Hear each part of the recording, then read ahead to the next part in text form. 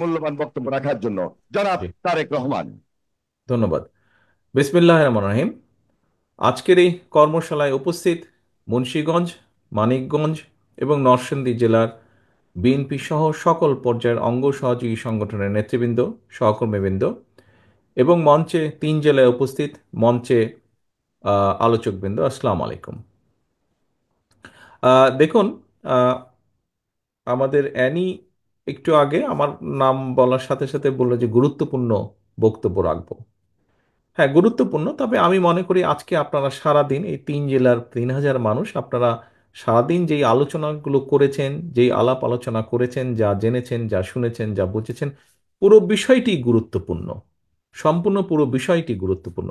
আমাকে যে জিজ্ঞেস করেছেন, কিছু কিছু সহকর্মী আমাকে জিজ্ঞেস করেছেন, সেই বিষয়গুলো গুরুত্বপূর্ণ।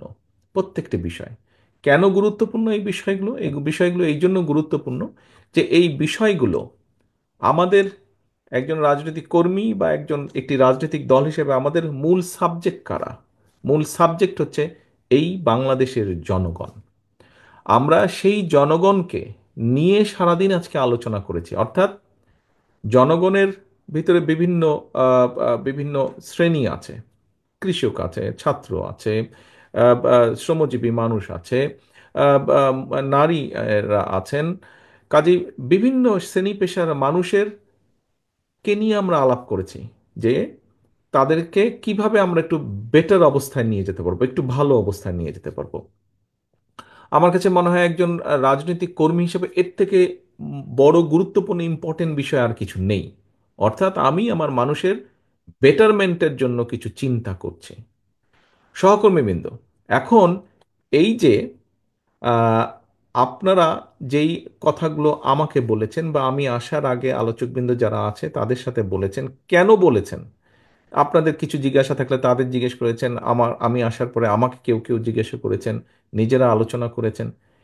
কেন করেছেন এই সারাদিন এই কাজগুলো? কারণ ওই যে বললাম, গুরুত্বপূর্ণ। আপনারা যখন ফিরে যান, আপনাদের এলাকায় ফিরে যান, এই জিনিসগুলো কিন্তু মানুষও আপনাদের কাছে জানতে চায়। জানতে চায় না আপনাদের কাছে? বিভিন্ন বিষয়ে জানতে চায়। একজন শিক্ষক, উনি প্রশ্ন করেছেন ওনার সহকর্মীদের ব্যাপারে, অর্থাৎ শিক্ষার সাথে যারা জড়িত। একজন নারী উদ্যোক্তাদের ব্যাপারে জিজ্ঞেস করেছেন। নিশ্চয়ই তাকে জিজ্ঞেস করে, অন্য নারীরা, ছোট ছোট উদ্যোক্তা যারা আছে তারা জিজ্ঞেস করে, আচ্ছা, তোমাদের দল সরকার গঠন করলে কি করবে আমাদের জন্য? কৃষক যে বা শিক্ষক যে জিজ্ঞেস করেছেন, কি করবে আমাদের জন্য? অর্থাৎ আমাদের পুরা চিন্তা ভাবনা, উঠা বসা সব কিছু এই দেশের মানুষকে ঘিরে, এই দেশকে ঘিরে। আমাদের যারা চিকিৎসক এখানে, একজন চিকিৎসক, নারী চিকিৎসক জিজ্ঞেস করেছেন দেশের মানুষের স্বাস্থ্যের ব্যাপারে। অর্থাৎ দেশের মানুষের স্বাস্থ্য নিয়ে আমরা চিন্তিত। প্রিয় সহকর্মীবৃন্দ, এখানে আমাদের একজন জেলার সভাপতি বলেছেন যে এই আলোচনা যদি আমরা শুধু এই ঘরগুলো, এই প্যান্ডেল, এই ঘরের মধ্যে রেখে দিই তাহলে কোনো লাভ হবে না। কিন্তু আপনারা আজকে সারাদিন প্রায় 8-10 ঘন্টা সময় এখানে ব্যয় করেছেন, এই যে বসে থেকেছেন, শুনেছেন, বলছেন, এটাতে কিন্তু একটা এনার্জি লেগেছে। আপনারা এখানে এসেছেন, আসার সময় অর্থ খরচ হয়েছে, বাসে ট্রেনে যেভাবেই আসেন না কেন, রিক্সা সিএনজিতে আসেন না কেন, অর্থ খরচ হয়েছে। এই যে এত কিছু ব্যয় করলেন কেন? বোঝার জন্য, জানার জন্য। এবং গিয়ে এটি আমরা মানুষকে বলবো, আমাদের যে মূল সাবজেক্ট মানুষ, তাদেরকে বলতে হবে। প্রিয় সহকর্মীবৃন্দ, আমার মনে হয় একটি কথা বোধহয় আমরা এখানে বোধহয় আলোচনা করাটা ভালো। অনেকেই হয়তো বলতে পারেন যে আমরা এত কিছু বলছি, অনেক কিছু সুন্দর সুন্দর কথা বলছি, এগুলা কি শুধু আমরা রাজনীতির জন্যই বলছি নাকি? এগুলা কি আমরা বলার জন্যই বলছি কিনা? হতেও পারে, অনেকে মনে করতে পারে এত কথা, 1 থেকে 31 দফা, 31টা এত ভালো ভালো কথা, সবই কি আমরা করব নাকি? আমি দৃঢ়ভাবে বিশ্বাস করি, এই কারণেই আমি বিশ্বাস করি, দেখেন, আজকে আপনারা এখানে যারা বসে আছেন, প্রত্যেকটা মানুষ অনেক অত্যাচার নির্যাতনের পরীক্ষা দিয়েই আজ এখানে এসে আপনারা উপস্থিত হয়েছেন। আপনারা উপস্থিত হয়েছেন। আপনারা বিভিন্নভাবে মানুষকে প্রতিনিধিত্ব করেই কিন্তু আজ এখানে উপস্থিত হয়েছেন। এই যে আপনি আসার পরে যে আপনাকে একটা কার্ড দেওয়া হয়েছে, যেটি আপনার গলায় ঝুলছে, এখানে আপনার নাম এবং নামের পাশে একটি পদ লেখা আছে। এই পদে আসতে কিন্তু আপনার অনেক সময় লেগেছে, এই পদে আসতে আপনাকে কষ্ট করতে হয়েছে, আপনাকে বিভিন্ন পরীক্ষা দিতে হয়েছে। সেটি সাংগঠনিক পরীক্ষাই হোক, সেটি রাজনৈতিক পরীক্ষাই হোক, কম বেশি পরীক্ষা দিয়ে আপনাকে আজকে এই পর্যায়ে এসে দাঁড়াতে হয়েছে। অর্থাৎ আপনি একটা দায়িত্ব, একটা কর্তব্যের পালনের মাধ্যমেই এখানে এসেছেন। এখন প্রিয় সহকর্মীবৃন্দ, যেহেতু আপনি এখানে একটি পরিচয় এসেছেন, একটি দায়িত্বশীল পদ নিয়ে আপনি এখানে এসেছেন এবং আজকে সারাদিন এখানে যোগদান করেছেন, জেনেছেন, কাজেই আমাদের যে মূল সাবজেক্ট, তাদের কাছে আমাদের যেতে হবে। তাদের কাছে গিয়ে তাদেরকে বলতে হবে জনগণকে যে আমরা এই করব। বলতেই পারে কেউ যে এতগুলো 31টা দফা করবেন, আপনারা এত কথা বলছেন, এগুলো কি বলার জন্য? দেখুন, আমরা যে বলার জন্য বলছি না, আমরা যে এই কাজগুলো করার জন্যই করছি, তার অনেকগুলো কারণ, উদাহরণ আছে। বিএনপি তো এই দেশে খাল খননের মাধ্যমে পানির সমস্যা যেরকম সমাধান করেছিল, একই সাথে খাদ্য উৎপাদন দ্বিগুণ করেছিল, করিনি আমরা? বিএনপি তো এই দেশ থেকে খাদ্য রফতানি করেছিল, করিনি আমরা? বিএনপি তো বিএনপি তো দেশের নারীদেরকে শিক্ষিত করার জন্য ইন্টারমিডিয়েট ডিগ্রি পর্যন্ত পড়ালেখা ফ্রি করে দিয়েছিল। বিএনপি তো এই দেশের এই দেশের ভবিষ্যৎ প্রজন্মকে শিক্ষিত করার জন্য, শিক্ষাকে উৎসাহিত করার জন্য শিক্ষার বিনিময়ে খাদ্য কর্মসূচি শুরু করেছিল। আজকে বাংলাদেশে বড় দুটো যেই সরকারই আসে, সেই নিশিরাতের সরকারই হোক, অন্তর্বর্তীকালীন সরকারই হোক, যেই দুইটি সাবজেক্ট নিয়ে বড়াই করে, একটি হচ্ছে প্রবাসী বা প্রবাসীদের রেমিটেন্স, আরেকটি হচ্ছে গার্মেন্ট শিল্প। দুটিই তো বিএনপি করেছিল এই দেশের স্বার্থে, এই দেশের মানুষের স্বার্থে।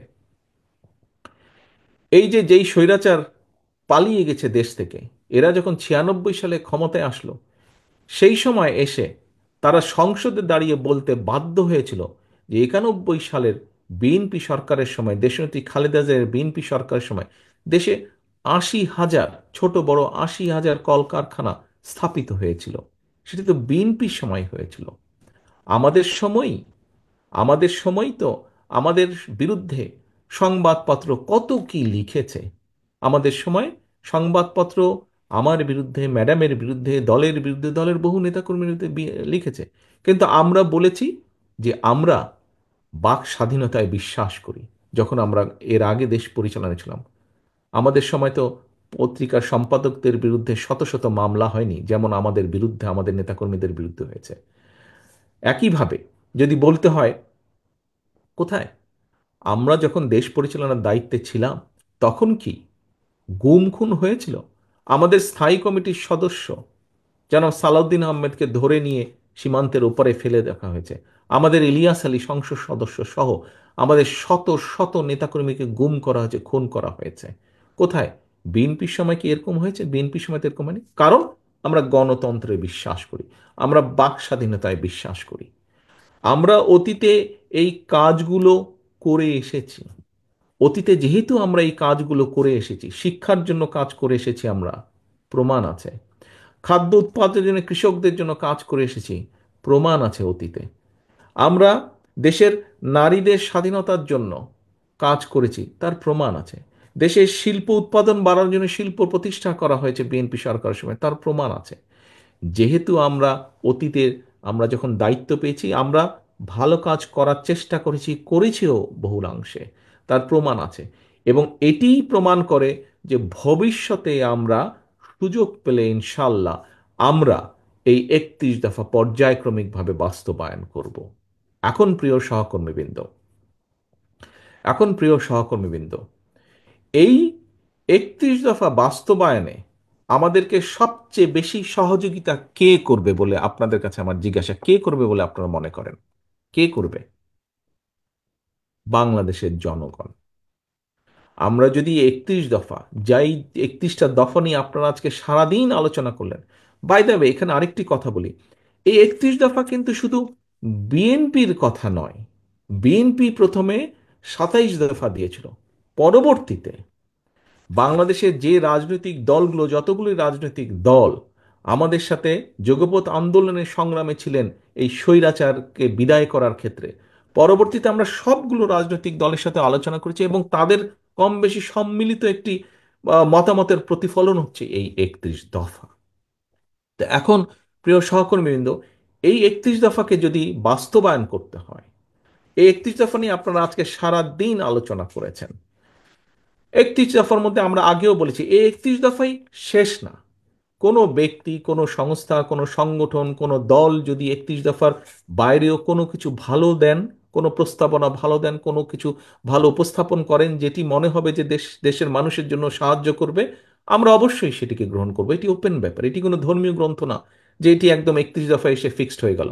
এটি যদি অন্য বেটার কিছু থাকে অবশ্যই আমরা গ্রহণ করব।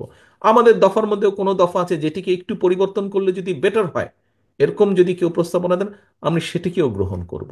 কিন্তু বিষয় হচ্ছে এই 31 দফাকে যদি বাস্তবায়ন করতে হয়, এই 31 দফা নিয়ে আপনারা সারাদিন যে আলোচনা করলেন, আপনাদের কম বেশি আপনারা তো দেখেছেন গত 8-10 ঘন্টা আপনারা এখানে বসে আছেন, নিশ্চয়ই প্রত্যেকটা পেজ আপনারা উল্টিয়েছেন, উল্টিয়েছেন না আপনারা? প্রত্যেকের হাতে আপনাদেরকে যে ফাইল দেওয়া আছে তার মধ্যে কিন্তু এই ছোট বইটি আছে, এবং আপনারা কম বেশি দেখেছেন আলোচনার ফাঁকে ফাঁকে। আপনাদের কি মনে হয় যে 31 দফা যদি বাস্তবায়িত হয়, তাহলে কিছু হলেও দেশের যে চিত্র, যে হতাশামূলক চিত্র এখন আমরা দেখতে পাই, সেটি পরিবর্তিত হবে, একটি হলেও দেশ বেটার হবে? আপনারা কি এর সাথে একমত? আপনারা কি একমত এর সাথে? আপনাদের কথা তো শুনতে পাচ্ছি না, হাত তুললে আমি বুঝবো যে আপনারা একমত, যে আপনারা যদি হাত তুলেন। ধন্যবাদ। আমি দেখছি 3টা জেলার সকল নেতৃবৃন্দ হাত তুলেছেন। তাহলে সহকর্মীবৃন্দ, আপনারা যদি মনে করেন এই 31 দফার কাজ আমরা শুরু করলে, আমরা যখন ইনশাল্লাহ সুযোগ পাবো, আল্লাহ রহমতে দেশের মানুষের সমর্থন নিয়ে আমরা সরকার গঠনের সুযোগ পেলে, আমরা 31 দফা নিয়ে যখন কাজ শুরু করব, তাহলে আমরা অবশ্যই একটি পরিবর্তন, ভালো পরিবর্তন দেখব, যা জনগণের পক্ষে যাবে, যা দেশের পক্ষে যাবে। কিন্তু ঘুরে ওই এক জায়গায়, এই 31 দফা আমরা তখনই বাস্তবায়ন করতে পারবো যখন আমরা দেশের মানুষের সমর্থন পাব আমাদের পক্ষে, 31 দফার পক্ষে। এখন তাহলে এই 31 দফা যদি আপনারা মনে করেন বাস্তবায়ন করা উচিত, আপনারা কি মনে করেন উচিত? আচ্ছা, ধন্যবাদ। যদি আপনারা মনে করেন, আমি ধরে নিচ্ছি সবাই সিনসিয়ারলি বলছেন যে উচিত, সবাই সিনসিয়ারলি অনেস্টলি বলছেন আপনারা, আমি এটা ধরে নিচ্ছি। আচ্ছা, যদি আপনারা মনে করেন, তাহলে আমাদের যে মূল সাবজেক্ট, যাদের সহযোগিতা ছাড়া আমরা 21 দফা বাস্তবায়ন করতে পারবো না, সেই জনগণ, এই জনগণের কাছে আপনাদেরকে যেতে হবে। আপনাদেরকে যে কোনো মূল্যে জনগণের কাছে যেতে হবে। ছোটবেলায় স্কুলে যখন যেতাম, স্কুলে যখন পড়তাম, তো তখন তো সেই সময় 5 টাকা অনেক টাকা, বিশাল কিছু। 5 টাকা, ওই 4 টাকা 5 টাকা, 1 টাকার জন্য 1 টাকা দিয়ে অনেক 100 বিস্কুট পাওয়া যেত একসময়, আমরা যখন স্কুলে ছিলাম একদম। তো এখন ওই 1 টাকা 2 টাকার জন্য কিন্তু অনেক সময় বায়না ধরতাম স্কুলে টিফিনের সময়, ক্যান্টিনে গিয়ে কিছু কিনে খাবো, তখন কিনে খাওয়া, বন্ধু বান্ধবকে একটু দেওয়া, এটা একটা বাহাদুরির ব্যাপার ছিল। কিন্তু ওই 1 টাকা 2 টাকার আদায় করার জন্য মায়ের পিছে বনবন বনবন বনবন করে সারাটা দিন ঘুরতে হতো 1 টাকা 2 টাকার জন্য। প্রিয় সহকর্মীবৃন্দ, আপনাদেরকে এই 31 দফার পক্ষে সমর্থন নেওয়ার জন্য, 31 দফার পক্ষে, আপনার পক্ষে, আপনার দলের পক্ষে সমর্থন নেওয়ার জন্য আপনাদেরকে, এখানে উপস্থিত প্রতিটা নেতাকর্মী, ডাজেন্ট ম্যাটার আপনি মূল দলের নেতাকর্মী নেতা কিনা, অথবা আপনি অঙ্গ সহযোগী সংগঠনের নেতাকর্মী কিনা, দিন শেষে আপনি বিএনপির লোক, এটাই হচ্ছে আপনার মূল পরিচয়। দিন শেষে আপনি বিএনপি লোক। আপনাকে কিন্তু সাধারণ মানুষ ছাত্রদল, যুবদল, স্বেচ্ছাসেবক, আইনজীবী ফোরাম, মহিলা দল এইভাবে চিনে না, এ বিএনপির লোক, এভাবেই চিনে মানুষ। দিন শেষে আপনাকে ওই জনগণের পিছে, মায়ের পিছে যেরকম 1 টাকা 2 টাকার জন্য বনবন করে ঘুরতাম, আপনাকে জনগণের পিছে বনবন বনবন বনবন করে ঘুরতে হবে আপনাকে। এছাড়া কোনো উপায় নাই, এছাড়া কোনো উপায় নাই। আমি গতকাল একটি অনুষ্ঠানে বলেছিলাম যে আমাদেরকে যদি, গতকাল কি পরশুদিন যাই হোক, যে আমাদেরকে যদি এই নির্বাচনের পুল সেরা পার হতে হয়, তাহলে যেভাবেই হোক জনগণের পিছে আমাদেরকে থাকতে হবে, জনগণকে সাথে রাখতে হবে, জনগণের সাথে আমাদেরকে থাকতে হবে। সহকর্মীবৃন্দ, আপনারা পোড় খাওয়া রাজনীতিবিদ এক একজন এখানে উপস্থিত হয়েছেন। হতে পারেন আপনি গ্রামের, হতে পারেন আপনি ইউনিয়ন পর্যায়ের, হতে পারেন আপনি থানা পর্যায়ে, হতে পারেন আপনি জেলা পর্যায়ে, কিন্তু আপনি রাজনীতি করেই আজকে এখানে এসেছেন। এই যে পাসটা আপনি ঝুলিয়েছেন, এই অনুষ্ঠানে ঢোকার জন্য যে পাস দেওয়া হয়েছে, এই পাসটা অর্জন করতে আপনাকে অনেক কাঠখড় পোড়াতে হয়েছে। এখন আপনার এই অভিজ্ঞতা, আপনার এই জ্ঞান, আপনার এই সব কিছু আপনাকে ব্যয় করতে হবে জনগণের পেছনে। বারে বারে আমি একটি কথা বলেছি, প্রতিদিন আমি একটি কথা বলতে চাইছি, বোঝাতে চাইছি, সহকর্মীবৃন্দ, আপনার বিরুদ্ধে, আপনার দলের বিরুদ্ধে, সর্বোপরি এই দেশের বিরুদ্ধে ষড়যন্ত্র কিন্তু থেমে নেই। দুষ্টু লোকদের দুষ্টামি কিন্তু থেমে নেই। সেটি বাইরেই হোক, আমাদের বাইরেই হোক, সেটি আমাদের দলের ভেতরেই হোক, সেটি আমাদের দেশের ভেতরেই হোক, সেটি আমাদের দেশের বাইরেই হোক। কারণ এই দেশের অর্থ সম্পদ, এই দেশের প্রাকৃতিক সম্পদ অনেকে লোভ দৃষ্টিতে তাকিয়ে থাকে। এই দেশে যদি একটি বিশৃঙ্খলা লাগিয়ে রাখা যায়, তাহলে এইগুলো অনেকের জন্য, দেশের ভেতরেই হোক, দেশের বাইরেই হোক, এই দেশে যদি একটি দুর্বল, জনসমর্থনহীন সরকার, যারা জনগণকে রিপ্রেজেন্ট করে না, এরকম সরকারকে যদি ক্ষমতায় রাখা যায়, তাহলে এই দেশ থেকে অনেকে অনেক কিছু লুটে পুটে নিয়ে যেতে পারবে। বাট এই দেশে যদি জনগণের সমর্থিত, যারা জনগণের কথা বলবে, জনগণের কথা চিন্তা করবে, যারা দেশের কথা বলবে, দেশের কথা চিন্তা করবে, এরকম কেউ যদি দেশ পরিচালনার দায়িত্বে থাকে, তখন দেশের স্বার্থ, জনগণের স্বার্থ নিরাপদ থাকবে। তখন যারা শকুনের দৃষ্টি দিয়ে এই দিকে তাকিয়ে আছে, এই দেশের অর্থ সম্পদ, প্রাকৃতিক সম্পদের দিকে, তখন তারা 10 বার চিন্তা করবে।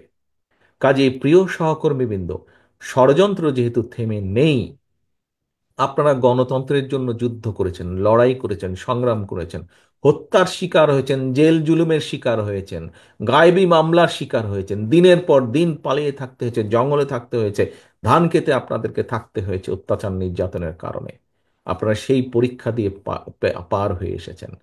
সামনে পরীক্ষা কিন্তু শেষ হয়ে যায়নি, সামনে পরীক্ষা আরও আছে।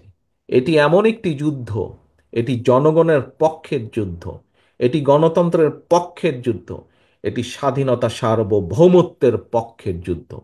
এই যুদ্ধে যদি জয়ী থাকতে হয়, অনবরত আমাদেরকে সংগ্রাম চালিয়ে যেতে হবে। আমাদের সংগ্রাম ছিল 5 তারিখের আগে পর্যন্ত, আমাদের সংগ্রাম ছিল স্বৈরাচারের পতন, স্বৈরাচারকে সরিয়ে দেওয়া, স্বৈরাচারকে ফেলে দেওয়া।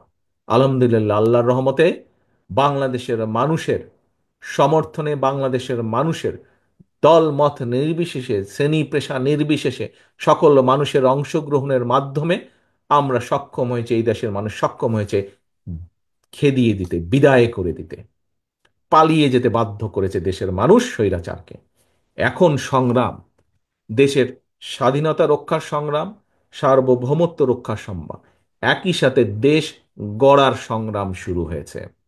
এই দেশের মানুষের রাজনৈতিক অধিকার, রাজনৈতিকভাবে দেশের মানুষকে অধিকার ফিরিয়ে দেওয়া, একই সাথে, একই সাথে এই দেশের মানুষের অর্থনৈতিক ভিত্তিকে মজবুত করার যে সংগ্রাম, সেই সংগ্রাম শুরু হয়েছে। এবং এই সংগ্রামকে নেতৃত্ব দিতে পারবেন একমাত্র আপনারা, অর্থাৎ বিএনপি নেতৃত্ব দিতে পারবে। কারণ এই দেশে বহুদলীয় গণতন্ত্র বলতে যা বুঝায়, গণতন্ত্র বলতে যা বোঝায়, সংসদীয় গণতন্ত্র বলতে যা বোঝায়, নারীদের অধিকার বলতে যা বোঝায়, মানুষের অধিকার বলতে যা বোঝায়, এক বাক্যে অতীত ঘাটলে দেখা যায় বিএনপি সবসময় সেটিকে নিশ্চিত করার সর্বোচ্চ চেষ্টা করেছে। কাজেই প্রিয় সহকর্মীবৃন্দ, মানুষ, দেশ আপনাদের দিকে তাকিয়ে আছে। আপনাদেরকে শুধু এই আজকে সারাদিন এখানে আসলেন, তারপরে চলে গেলেন, ভুলে গেলেন, আপনি শেষ হয়ে গেলেন। দয়া করে এই কাজটি করবেন না। আপনার কাঁধে অনেক দায়িত্ব, কর্তব্য। আপনি বাংলাদেশ জাতীয়তাবাদী দলের একজন নেতা, একজন কর্মী। আপনার কাঁধে অনেক দায়িত্ব। আপনি সেই দলের কর্মী, যেই দলের নেতা এই দেশের স্বাধীনতার ডাক দিয়ে শুধু ঘরে বসে থাকেননি, যুদ্ধ করেছেন। যেই দেশে আপনি সেই দলের নেতা, তার কর্মী আপনি, যেই মানুষটি যখন দায়িত্ব পেয়েছেন, কোদাল হাতে খাল খননের মাধ্যমে এই দেশের উন্নয়নকে সামনের দিকে এগিয়ে নিয়ে গেছেন, দেশের উৎপাদনকে বৃদ্ধি করেছেন, আপনি সেই দলের কর্মী। আপনি সেই দলের কর্মী। আপনার নেত্রী সেই, যে শত বাধা বিপত্তি অতিক্রম করে, শত নির্যাতনের মুখেও জেল জুলুম অত্যাচারের মুখেও যে আপোষ করেনি, সেই আপোষী নেত্রীর কর্মী আপনি। কাজেই আপনাকে সেভাবে নিজেকে প্রস্তুত করতে হবে। আপনাকে নিজেকে প্রস্তুত করতে হবে। নিজেকে এমন কোনো কাজ করা থেকে বিরত থাকতে হবে যেখানে আপনি নিজেকে হালকা করে ফেলবেন, ছোট করে ফেলবেন, মূল্যহীন করে ফেলবেন। আপনি একজন মূল্যবান মানুষ, কারণ আপনি বিএনপির নেতা। প্রিয় সহকর্মীবৃন্দ, আসুন, আজকে আমরা 31 দফা নিয়ে আলোচনা করেছি, জেনেছি, বুঝেছি। এটি আমাদেরকে মানুষের কাছে নিয়ে যেতে বা মানুষকে বোঝাতে হবে। একই সাথে আমাদেরকে এখন প্রস্তুত হতে হবে, প্রত্যেককে নিজেকে প্রস্তুত করতে হবে এই 31 দফা বাস্তবায়নের জন্য। 31 দফা বাস্তবায়নের জন্য। আজ আপনি ওখানে বসে আছেন, আমি এখানে বসে আছি, আমরা এই দুনিয়াতে আছি, এই দেশে আছি। দুদিন পরে তো আমরা থাকবো না। কে থাকবে? আমাদের ভবিষ্যৎ প্রজন্ম থাকবে, আমাদের সন্তানেরা থাকবে। গার্জিয়ান হিসাবে আপনার দায়িত্ব আপনার ভবিষ্যৎ প্রজন্ম, আপনার সন্তানের জন্য। আপনার সন্তান বলতে শুধু নিজের সন্তান বোঝাচ্ছি না, আপনার সন্তান বলতে আপনার সন্তানের বয়সী বাংলাদেশের সকল ভবিষ্যৎ প্রজন্মকে বোঝাচ্ছি। তাদের জন্য একটি নিরাপদ, রাজনৈতিকভাবে, অর্থনৈতিকভাবে একটি নিরাপদ বাংলাদেশ গড়ে তুলতে হবে। আপনাদেরকে, আমাদের সকলকে গড়ে তুলতে হবে। আসুন আমরা নিজেদেরকে তার জন্য প্রস্তুত করি। সহকর্মীবৃন্দ, এই প্রস্তুতি কিন্তু খুব সহজ ব্যাপার নয়। এই প্রস্তুতি অত্যন্ত কঠিনভাবে প্রস্তুতে, এটা অনেক কঠিন কাজ। কাজেই সেই কঠিন কাজটি জন্য আমাদেরকে প্রস্তুত হতে হবে। আমি দৃঢ়ভাবে বিশ্বাস করি বাংলাদেশ জাতীয়তাবাদী দলের প্রত্যেকটি নেতা কর্মী এই দায়িত্ব পালনে প্রস্তুত। এটি আমার বিশ্বাস। এখন এটি হচ্ছে প্রমাণের বিষয়। প্রমাণ আপনাদেরকে করতে হবে। নেতা দলের কর্মী হিসাবে দলের কাছে এটি আপনাদেরকে প্রমাণ করতে হবে, এবং একজন রাজনৈতিক কর্মী হিসাবে, বিএনপির কর্মী হিসাবে জনগণের সামনে আপনাদেরকে এটি প্রমাণ করতে হবে। কাজে আসুন আমরা প্রস্তুত হই দেশ গঠনের জন্য। আসুন আমরা নিজেদেরকে প্রস্তুত করি ভবিষ্যতের সেই বাংলাদেশটিকে গড়ে তোলার জন্য, যেই বাংলাদেশটি গড়ে তোলার জন্য গড়তে গিয়ে শহীদ রাষ্ট্রপতি জিয়াউর রহমানকে হত্যা করা হয়েছে।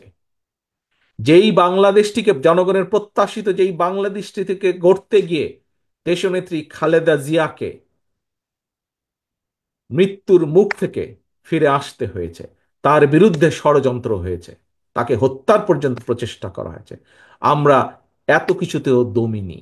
আসুন আমরা সকলে ঐক্যবদ্ধ থাকলে, আমরা নিজেদেরকে সংযত রাখতে সক্ষম হলে, অবশ্যই আমরা শহীদ জিয়ার, খালেদা জিয়ার, সর্বোপরি বাংলাদেশের জনগণের সেই প্রত্যাশিত বাংলাদেশ গড়তে আমরা সক্ষম হব ইনশাল্লাহ।